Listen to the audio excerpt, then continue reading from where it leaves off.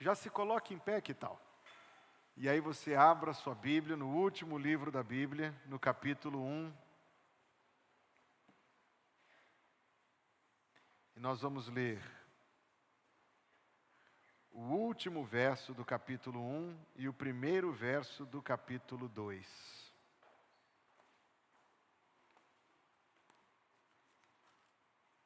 Dizia eu, Apocalipse, capítulo 1, o último verso do capítulo 1, que é o verso 20, e o primeiro verso do capítulo 2, onde lemos: O mistério das 7 estrelas que viste na minha destra e dos 7 castiçais de ouro. As 7 estrelas são os anjos das 7 igrejas, e os 7 castiçais que viste são as 7 igrejas. Escreve ao anjo da igreja de Éfeso: Isto diz aquele que tem na sua destra as 7 estrelas, que anda no meio dos 7 castiçais de ouro. Conheço as tuas obras. Que Deus abençoe a leitura da sua palavra para o nosso coração. O povo de Deus diz: amém. Pode se sentar, por favor. Meus irmãos, quanto vale a igreja? E como calcular? Se nós fôssemos pensar, eu até procurei o print dessa imagem, mas não achei. Há anos atrás me mandaram um anúncio no LX de São Paulo dizendo: vendo igreja evangélica completa. Era o ponto, com os móveis, equipamento de som, cadeiras, e dizendo que tinha uma boa localização, pronta para dar uma boa frequência de pessoas. E estava vendida lá por alguns milhares de reais. Pergunto novamente: quanto vale a igreja? Outro print que chegou para mim é um joguinho que não tem no Android, mas tem no sistema da Apple, chamado Church Tycoon, empresário de igreja. E eu vou confessar o pecado, eu baixei o joguinho apenas para ver como era. E ridículo, obviamente, ridículo em qualquer nível, mas sobretudo triste, quando a gente vê que quem pensou isso, pensou como um tapa de luva no grande esquema que as igrejas viraram na cabeça de muitas pessoas incrédulas que estão expostas ao juízo de Deus. Porque o joguinho basicamente você vai incrementando os atrativos da igreja, por exemplo, com o pastor do fogo, o pastor do amor, o pastor da fé, e isso vai trazendo mais pessoas para a igreja. E aí você vai subindo o nível dos coletores de ofertas, e eles vão passando entre as pessoas o tempo todo e voltando para frente com uma salinha com um saquinho de dinheiro na mão. E o jogo é isso. Quanto mais você joga, mais dinheiro você arrecada, mais você expande a igreja, e depois você pode subir de igreja de bairro para catedral, e aí mega templo, e por aí vai. Parece piada, mas repito, quem pensou como um tapa de luva, uma crítica ao que está acontecendo no mundo aí fora. Church Tycoon, depois você pode conferir, mas não recomendo, não é grande, não é nada bom não. O que faz novamente pensar, uma vez que existe isso no mundo hoje: quanto vale a igreja? Como calcular? Talvez pela sua propriedade física, talvez pelo número de pessoas, mas alguém faria observação: mas que qualidade de pessoas? Já que nós vamos olhar com um olhar mundano, vamos olhar com olhar mundano mesmo? Veja a resposta bíblica. Eu não quero nem flertar com a hipótese disso aqui, mais do que como uma introdução de mensagem. A resposta bíblica está em Atos capítulo 20, versículo 28. A igreja de Deus que Ele resgatou, e essa palavra é adquiriu, tirou do mercado onde estava vendo como escrava. Ele adquiriu, comprou para si com seu próprio sangue. Este é o valor que Pedro fala, que é muito superior ao ouro que perece. O sangue de Jesus, com o qual Ele comprou a sua igreja. Ora, se é dele, essa é a premissa da minha mensagem. Se é dele, então Ele tem direitos sobre ela. É dele, Ele tem todo o direito de querer que as coisas sejam como lhe apraz. Ele tem todo o direito de determinar como as coisas devem ser. E isto é verdade, irmãos. Verdade que nós encontramos aqui.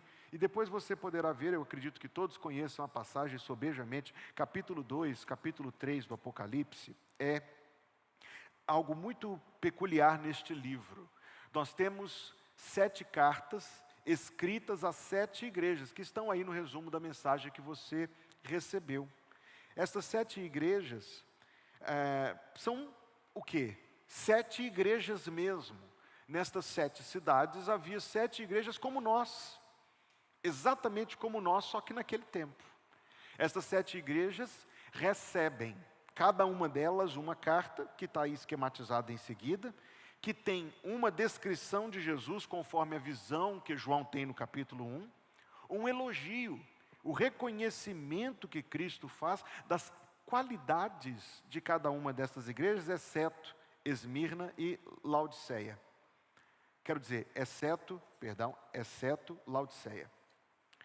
Repreensão naquilo que cada uma dessas igrejas carecia da correção, Jesus corrige, exceto, agora sim, a igreja de Esmirna e a igreja de Filadélfia. Ele orienta, ele exorta, ele dá algo que aquela igreja tinha que fazer aos olhos dele, e você vai observar depois, estudando aí minuciosamente, quantas vezes ele exige arrependimento, não de perdidos, mas de salvos, de suas igrejas. Ele manda, arrependa-se, ele diz isso algumas vezes. Senão, vem a consequência. E por fim, ele dá a cada uma destas igrejas uma promessa. Promessa que está de alguma maneira ligada com as visões que virão depois. Eu não quero me demorar muito nisto, eu posso até depois fazer disso pauta de uma quarta-feira mais para frente. Não quero me demorar muito nisto, senão partir direto para algumas lições que eu tiro desta passagem, ou destas 7 cartas, como um todo. O fato de que estas cartas estão aqui, representa para nós, número 1, irmãos, que Jesus avalia suas igrejas. Ele tem uma posição tal, uma vez que cada uma delas ele comprou com seu próprio sangue, e elas são propriedade dele e resultado do seu trabalho. Ele tem uma posição tal, e não somente isto, como eu direi mais detalhadamente no próximo ponto, mas uma perfeição que é só dele, que ele tem condições de avaliar, mas primeiro ele avalia, o que eu quero dizer. Jesus avalia cada uma das suas igrejas.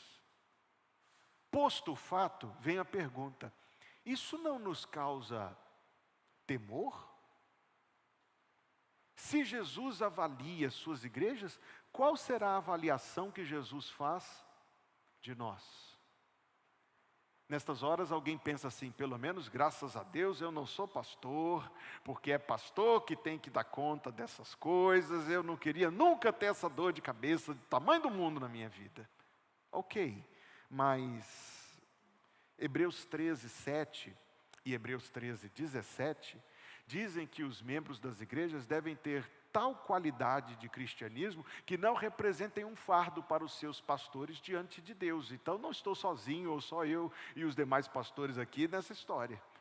Quando o Senhor considera a igreja, Ele pode até estar falando com o anjo, como está no versículo 1 de cada uma destas 7 cartas. Mas a palavra é dita para o todo. O que eu estou tentando enfatizar é, Jesus avalia, e Ele não avalia só de maneira geral, superficial ou direcionada apenas para um. Ele avalia o todo e avalia cada um.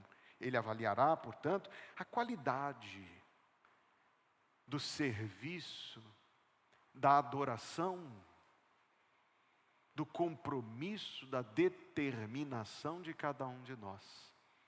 No dia da minha ordenação ao ministério, 2 de agosto de 2014, Tiago e Jéssica estavam lá, por sinal. O pastor que pregou disse, pastor Arlécio, Deus não se importa tanto com o que fazemos, quanto se importa com como fazemos e por que fazemos. Eis uma grande verdade. O que fazemos? Claro que temos o que fazer para Deus, mas Deus também olha como fazemos e por que o fazemos. Ele sonda os corações. Cada uma destas 7 igrejas provavelmente não percebia o que está sendo falado na carta, razão porque tem que ser dito. Então ele traz à tona aquilo que é verdade, talvez perdido de vista, mas mesmo quando a sua palavra, a palavra de Jesus, é uma reprimenda dura, eu vou enfocar isso em particular daqui a pouco, ainda assim, é com uma palavra boa, com uma chamada graciosa, com um convite ao arrependimento, ao recomeço, à restauração e com promessas. Que promessas? As promessas que ele faz. A própria igreja de Laodiceia, que recebe a mais dura das reprimendas, veja a última linha aí dessa tabela, que recebe a mais dura das reprimendas, sendo chamada de cega, pobre, nu, morna, recebe também dele a palavra: arrependa-se, senão eu vou te vomitar, terrível. Mas veja como é o final, que aquele que vencer se assentará com Cristo no trono, vencerá com Ele. Eis a forma, meus irmãos, como nós devemos encarar até a reprimenda da parte do Senhor. Até a sua repreensão é um sinal de esperança para nós. É um chamado ao arrependimento, é uma promessa de perdão, é a certeza de uma restauração. Talvez seja por isso, certamente é, que a palavra de Deus diz para a gente não se doer quando somos corrigidos pelo Senhor. Porque o Senhor corrige a quem ama e açoita todo que recebe por filho. O ponto continua sendo: Jesus avalia as suas igrejas. Isso deveria nos fazer refletir sobre a contribuição de cada um de nós, membros da IBP, para a IBP. Se todos os demais membros desta igreja fossem exatamente como você, o que seria da igreja? Se todos fossem tão assíduos quanto você, talvez não haveria EBD, talvez não haveria culto de quarta-feira, ou culto da manhã ou da noite, se todos fossem como você.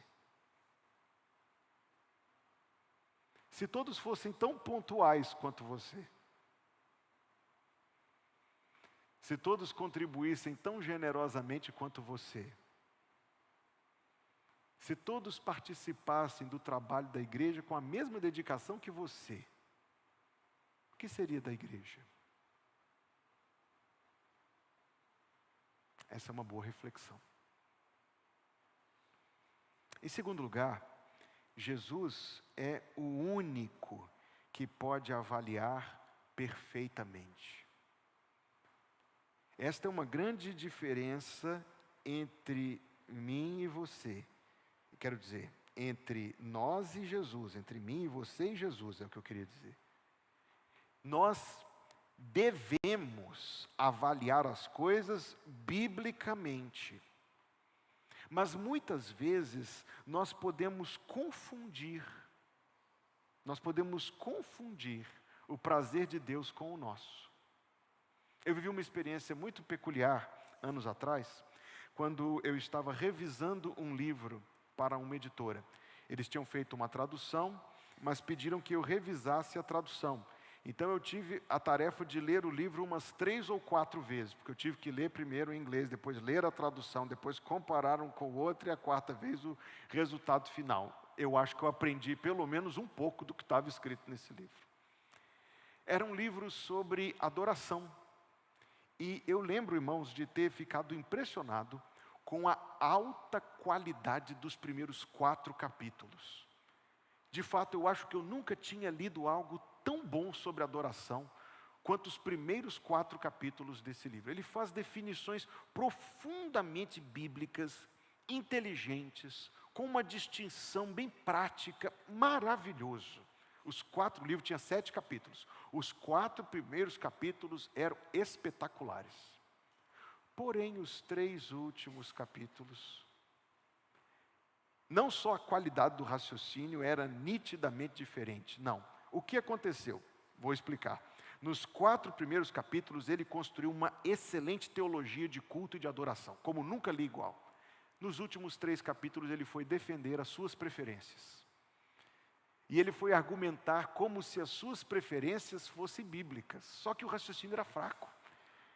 comparado com o que era a primeira parte do livro, parecia que eu estava assim num banquete e de repente tiraram todo o banquete da mesa e ficou só as migalhas.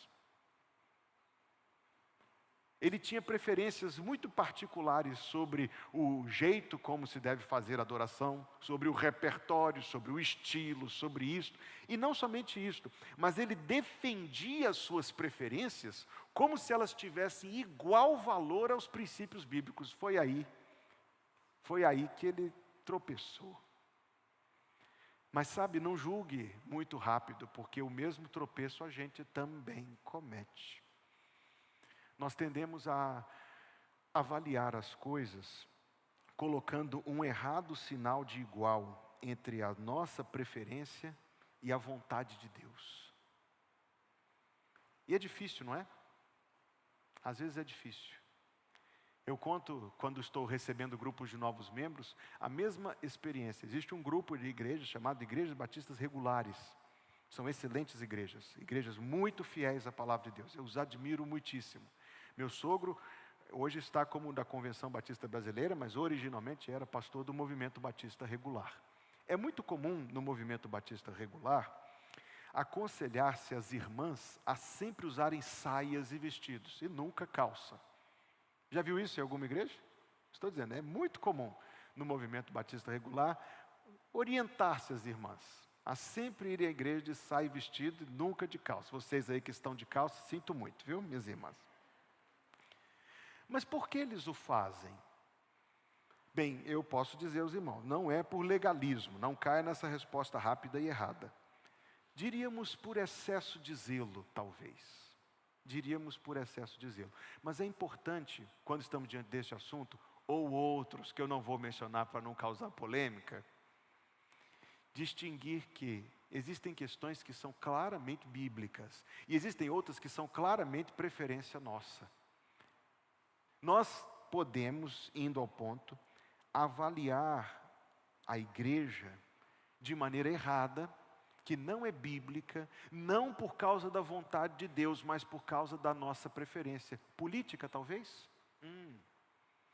De alguns costumes, eu queria que a igreja fosse assim, eu queria que a igreja se comportasse dessa forma e não daquela. Ok, mas é algo objetivamente bíblico? Não? Então não é tão importante assim. Entende agora o ponto que eu estou tentando colocar aqui?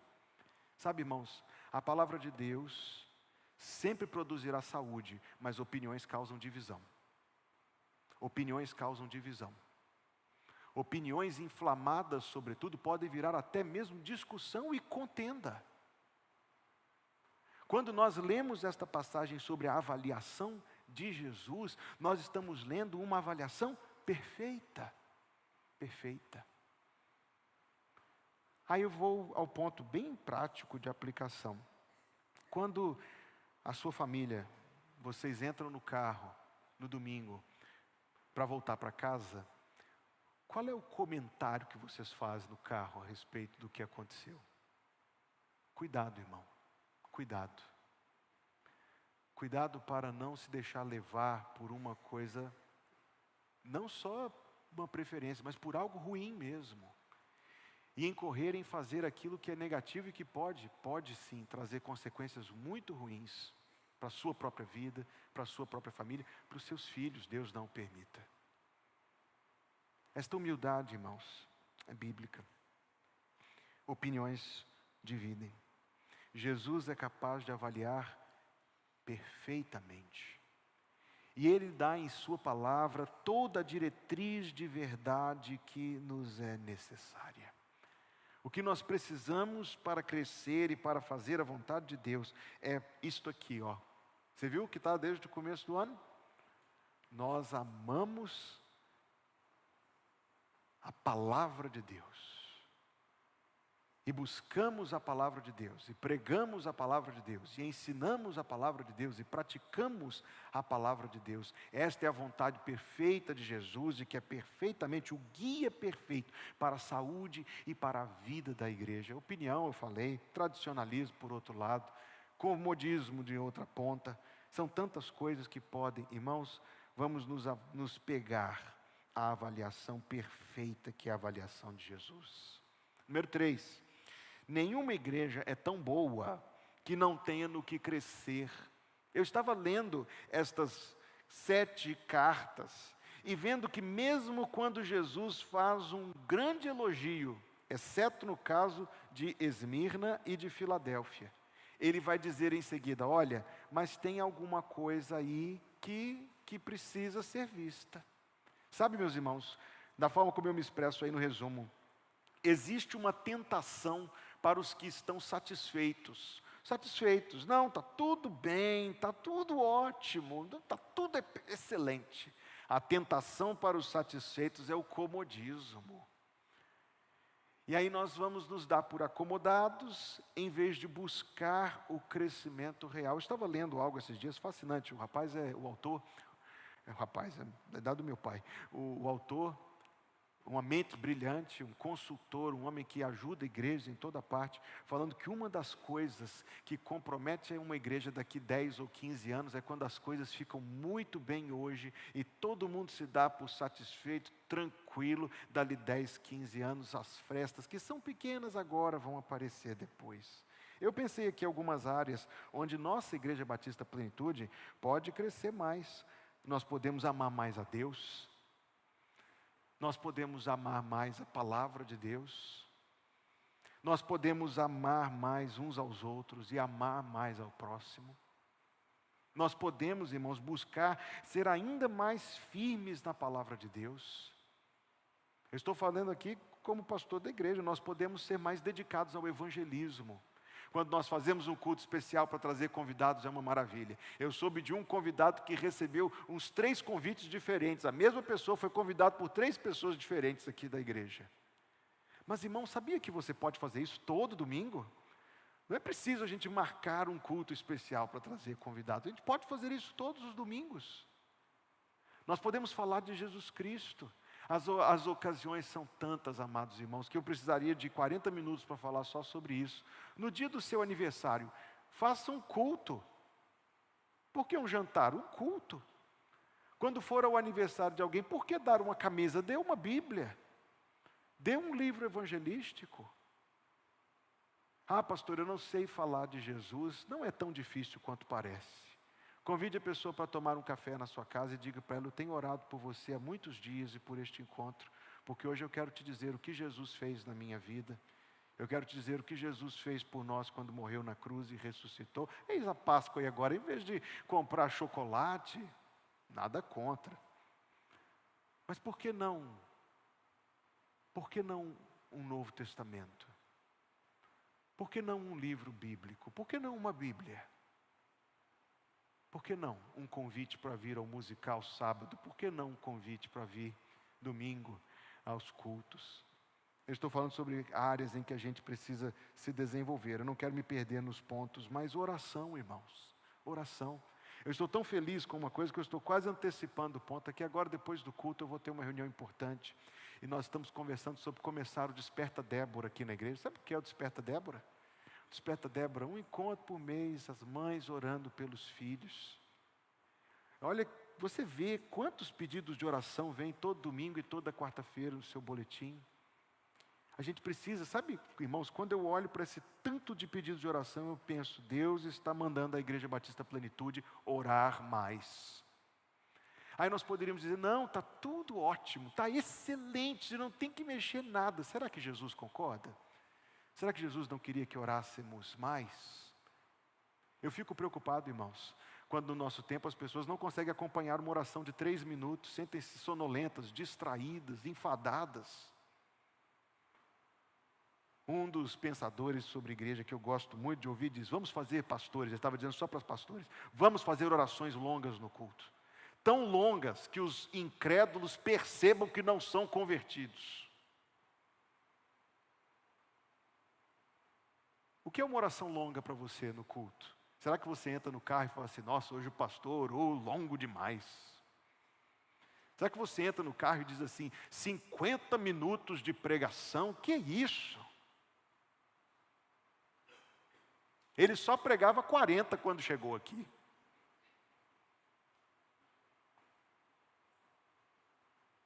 E aí quando você assume uma postura crítica, especialmente uma crítica não é bíblica, será que a gente está acertando o alvo? Ou será que você está igual eu tentando disparar flecha aqui, igual aquela quarta-feira? Orar mais. Diríamos, está tudo bem. Mas será que Deus não queria que a nossa igreja se dedicasse mais ao desenvolvimento dos dons espirituais e dos ministérios? Podemos dizer, está tudo tão bom, ó Senhor, obrigado, como está tudo bem, está em paz, está tudo ótimo. Mas talvez, eu creio que sim, Jesus esteja dizendo para a nossa igreja investir mais na formação e na capacitação ministerial. Agora eu estou mandando no grupo informativo um link, não precisa abrir agora, tá? É só para dar efeito que eu estou fazendo isso agora. Nossa comissão do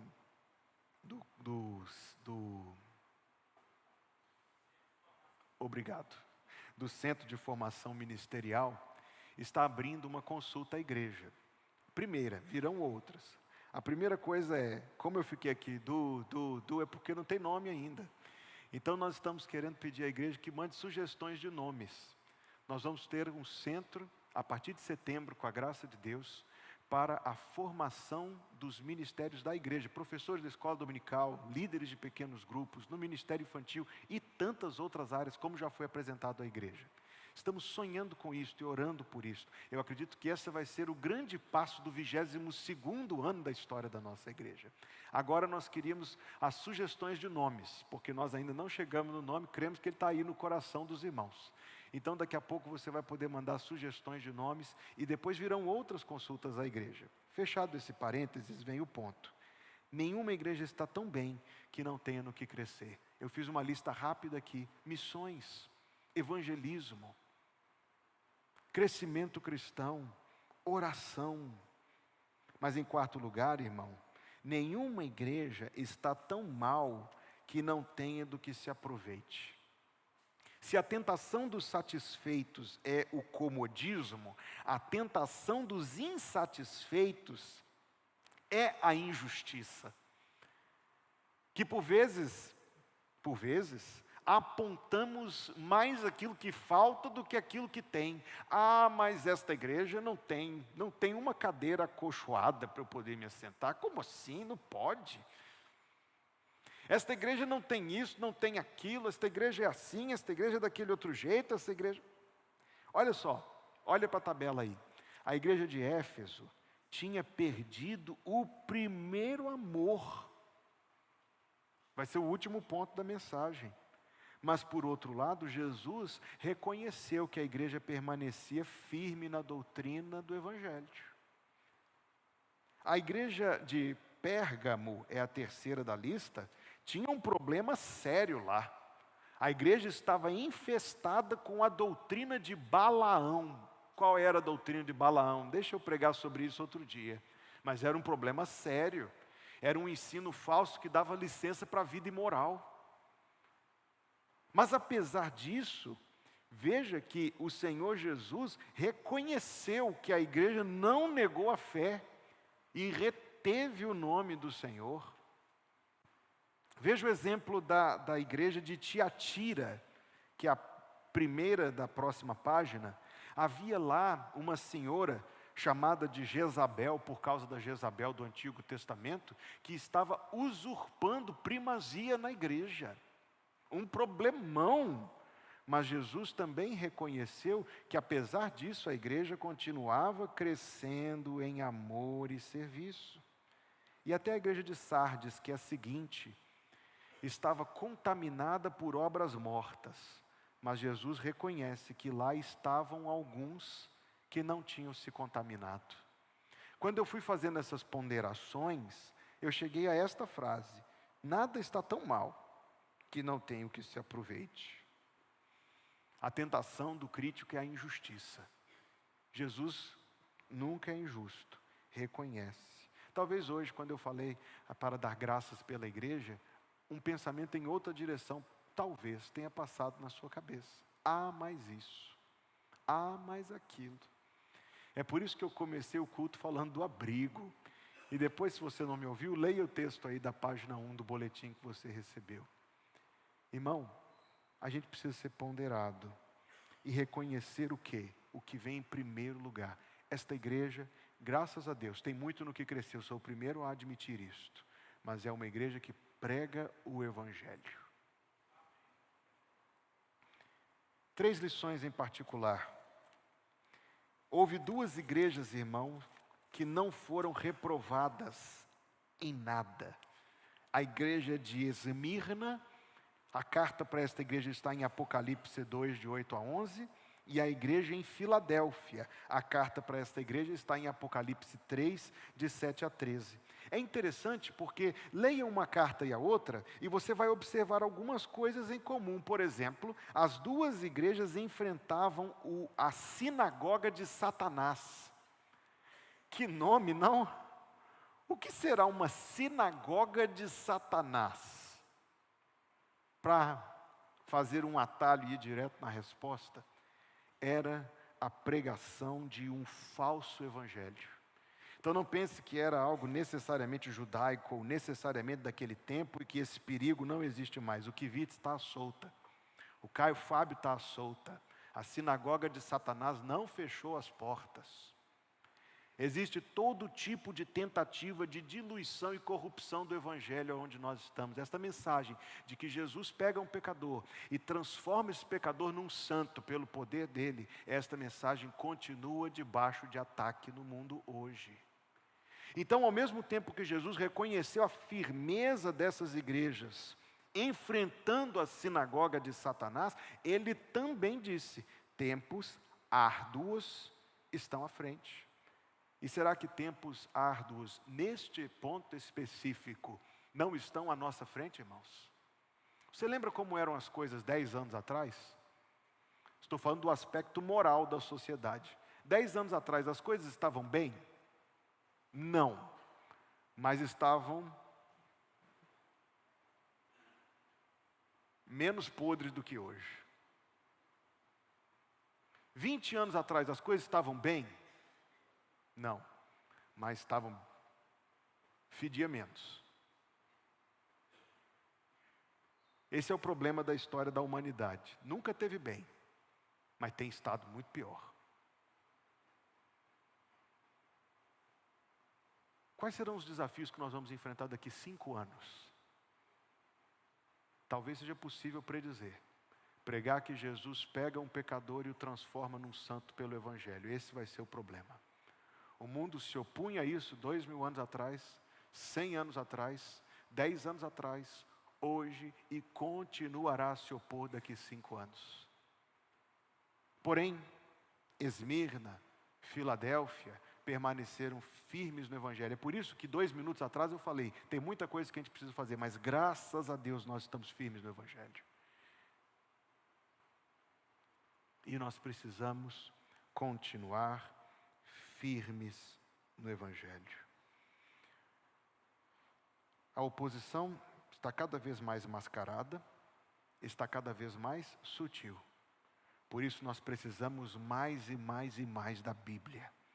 Deixa eu citar um exemplo que está aqui, neste mesmo livro do Apocalipse, no capítulo 3, versículo 18.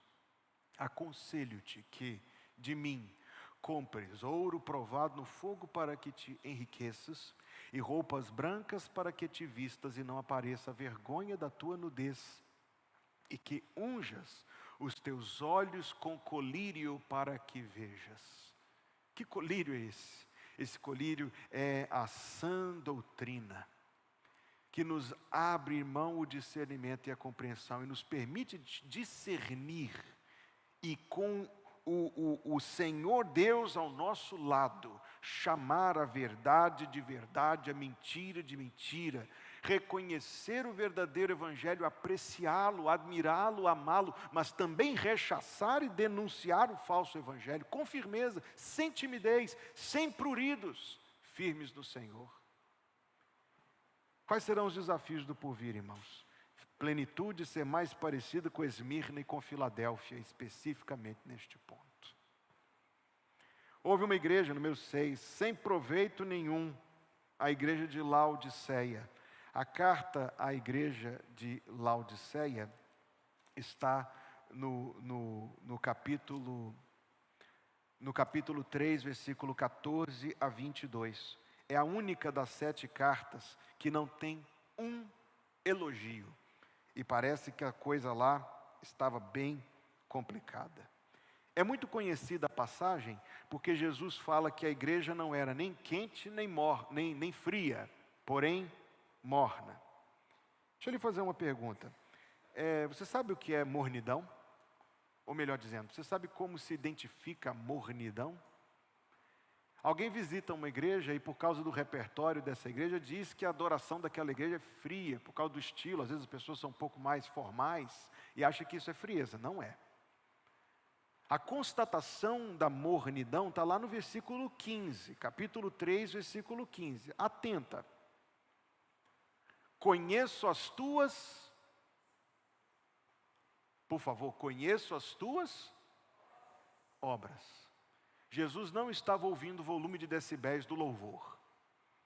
Jesus não estava averiguando se aquela igreja era fria ou quente, com base no repertório, na reação das pessoas durante os cânticos, do comportamento efusivo ou mais reservado das pessoas. A medição de cristianismo morno ou frio está aqui. Conheço as tuas obras. A resposta não é ativismo, não.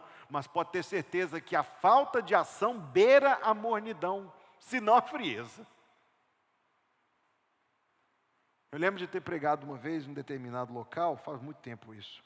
E eu lembro que me puseram para sentar assim à frente, como de costume.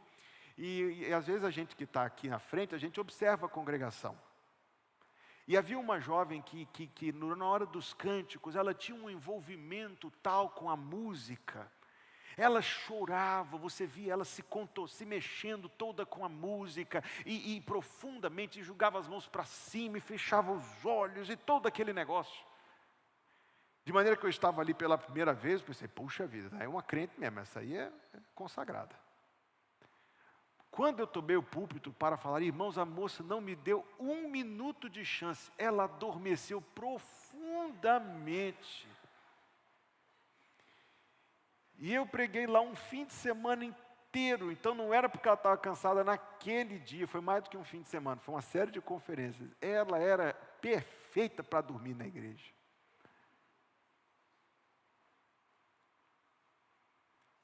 Percebe como a emoção é enganadora? Percebe como o sentimento ilude? Frio ou quente não tem a ver com a temperatura das suas emoções. Conheço as tuas obras. Todo mundo acorda um domingo que a gente não quer vir para a igreja. Sabe o que a gente faz? A gente diz para o nosso coração preguiçoso que ele vai de qualquer jeito, porque é a vontade de Deus. Todos nós temos dia que estamos querendo passar um tempo a mais no Netflix, em vez de orar e ler a Bíblia. E a gente diz para o nosso coração idólatra que vá se converter, renuncie a esses ídolos e vá se prostrar diante de Jesus. Todo mundo, irmãos, passa por vontade de xingar uns negócios no trânsito aí. Mas aí a gente diz para o nosso próprio coração que nós somos crentes, servos de Deus, e que nós vamos controlar nossa ira no poder do Espírito Santo. Obras. 7ª e última colocação. A história da igreja de Éfeso fica para nós como um alerta. Antes do culto, o pastor Enoque estava me compartilhando que conheceu esses lugares aí. Eu perguntei a ele, qual te impressionou mais? Ele falou, Éfeso. Era a maior cidade. Era a gigantesca cidade daquele tempo. Segundo me relatou o nosso pastor, até as ruínas são impressionantes, até os escombros. Se o escombro é impressionante, imagina quando a coisa estava em pé. Mas a parte da cidade, a igreja de Éfeso, tem uma história que vai do começo do Novo Testamento ao fim, vai de Atos a Apocalipse. Foi fundada por Paulo, está lá em Atos 19. Depois, quando Paulo partiu, a igreja teve uma equipe de o time dos sonhos, Apolo, Timóteo, Tíquico, Priscila e Áquila, pessoas do próprio círculo apostólico estavam ali. E Jesus reconheceu que aquela igreja tinha permanecido firme na doutrina dos apóstolos, é o elogio que ele faz. Aquela igreja recebeu, irmãos, a carta aos Efésios, foi escrita para eles. Atos 20, antes de partir, Paulo chama os presbíteros da igreja para orar com eles, para adverti-los, para aconselhá-los. Veja só, a igreja era tão missionária que foi a mãe de dezenas, as outras 6 aqui provavelmente nasceram a partir de Éfeso, fora Colossos e um monte de igreja missionária, igreja evangelística. Depois que todos os apóstolos tinham morrido, quem estava cuidando daquela igreja era o último dos apóstolos vivos, o próprio João, embora aprisionado. Mas Jesus diz para ela: perdeste o teu primeiro amor. Conservou a doutrina, perdeu o primeiro amor. Sabe o que é primeiro amor? Não é tão simples quanto parece, não é tão óbvia a resposta. Porque o amor do crente, olha só, presta atenção na minha afirmação. O amor do crente que se santifica e que amadurece na fé é um amor mais maduro do que o amor do novo convertido. Não é verdade? Se você cuidar da sua vida cristã, o seu amor por Jesus não vai ser melhor no passado, ele vai ser melhor no futuro. Se você cuidar da sua santificação, o seu amor por Jesus, inclusive, vai ser melhor a cada dia. Então nós olhamos a expressão primeiro amor, às vezes é muito comum confundir com o romantismo, aquele momento que todos nós vivemos quando nos convertemos, aquele entusiasmo inicial. Eu tenho para mim a interpretação de que primeiro amor ali não é no sentido de cronologia, mas de ordem. O teu primeiro amor, o teu principal amor. Eles estavam confusos. Eles tinham perdido a primazia em Jesus. Das igrejas aqui, Éfeso era excelente. Ortodoxia doutrinária, engajamento missionário, parece-nos ser uma igreja completa. Mas Jesus tinha perdido a sua preeminência. As práticas eram corretas, mas o coração não estava perfeitamente alinhado. Eu vejo ortodoxia doutrinária nesta igreja e eu dou graças a Deus por isso. Firmeza no Evangelho, firmeza na sã doutrina. Mas eu preciso fazer as minhas conclusões finais, minhas reflexões finais. Irmãos, se fazemos a avaliação de que as coisas estão bem aqui, graças a Deus, mas isso não quer dizer que não temos no que crescer. Se olhamos para aquilo que precisamos avançar, eu sou o primeiro a reconhecer, tem muita coisa. Mas vamos dar graças a Deus pelo que temos, de mais longe já viemos. Vamos então nos propor uma coisa. Que Jesus seja o primeiro e o principal. Quando eu pedi à liderança da igreja a substituição deste móvel que eu uso para pregar, havia aqui um móvel que tinha o logo da igreja. É muito comum você ir numa igreja e o púlpito ter o logo da igreja. É muito comum você ir numa igreja e a parede central ter o logo da igreja. Mas eu insisti que o púlpito não tivesse o logo da igreja. Eu insisti que o púlpito tivesse uma cruz. Quando eu pastoreava em Belo Horizonte, reformamos o templo, e um irmão propôs que fizéssemos o logo da igreja para colocar na parede central. Eu disse: não, irmãos, não. Vamos colocar assim: crê no Senhor Jesus Cristo e serás salvo. Por que eu estou tocando neste assunto? Porque, irmão, se alguém nos visita e sai daqui dizendo assim: que pregação, então a gente errou. Se alguém sai daqui dizendo: que louvor, então a gente errou. Se alguém sai daqui dizendo: que igreja, então a gente errou. Mas se alguém vem aqui e sai dizendo: que Deus maravilhoso, que Salvador glorioso é Jesus Cristo, Então quer dizer que a gente acertou. Quer dizer que nós não dissemos para ninguém que olhasse para nós. Nós dissemos para todos que olhassem para Cristo. Quer dizer que nós não passamos o tempo nos exaltando, mas que nós passamos o tempo exaltando aquele que é digno de ser exaltado, que é o Senhor Jesus. Eu citei isto aqui apenas como um exemplo, porque o móvel em si é só um móvel. Esta visão tem que estar encravada no coração de todos nós. Nós existimos para exaltar um nome, o nome do Filho de Deus, o nome do Senhor Jesus. Que para tanto Ele nos ajude e nos abençoe, e que começando agora o 22º ano de vida da nossa igreja, seja o ano em que nós mais vamos fazer para Deus, amém? Então não venha me dizer que está tendo muita atividade não, porque nós estamos fazendo muitas coisas para Deus. Ah, viu? Amém. Vamos orar ao Senhor e vamos dar graças a Deus. Pai de amor, saber que Tu és o Deus eterno e que o Senhor nos escolheu com amor para sermos os Teus servos, é um privilégio tão grande, ó Deus, que nos faz até tremer no reconhecimento disso. Saber, ó Deus, que a mensagem que é capaz de salvar, de pegar um pecador e transformá-lo num santo, foi confiada a nós. Pai, é uma responsabilidade tão tremenda. Saber, ó Deus, que o Senhor criou esta igreja. O Senhor pensou, Deus, e quis que a Igreja Batista Plenitude viesse a existir. E ao longo de momentos, nestes 21 anos de dificuldades, o Senhor mesmo pôs a Tua mão interventora para sustentar a igreja, querendo que a igreja continuasse o seu trabalho para Deus. Pensar nestas coisas, Deus, e pensar que hoje o Senhor coloca todos nós como parte desta igreja, Senhor. Que posição privilegiada e que responsabilidade o Senhor nos dá.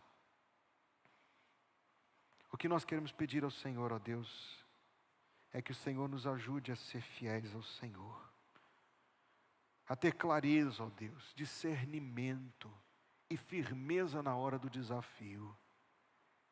Pedimos ao Senhor, ó Deus, que santifique a Tua igreja, lavando-a, como está lá em Efésios, lavando-a com a Tua palavra, para que a Tua igreja chegue ao Senhor naquele dia sem ruga, sem mácula, uma igreja gloriosa para se apresentar diante do Senhor.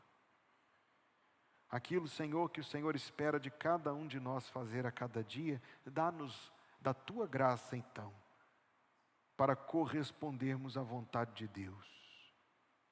Hoje, Senhor, Te damos graças pelo aniversário da nossa igreja. E pedimos que o Senhor continue levando esta igreja avante e em frente. Em missões, em evangelismo, na oração, no estudo bíblico, na pregação, na capacitação, em tudo, Deus. Que o Senhor abençoe a Tua igreja para prosseguir em frente e avante, levando e exaltando o nome de Jesus. É no nome de Jesus que nós oramos ao Senhor. Que a graça de nosso Senhor Jesus Cristo, o amor de Deus, o nosso Pai Celestial, e a comunhão do Espírito Santo, seja com os servos de Deus a cada dia, até ao dia que Jesus virá para nos buscar. E que assim seja, em nome de Jesus, o povo de Deus diz: amém.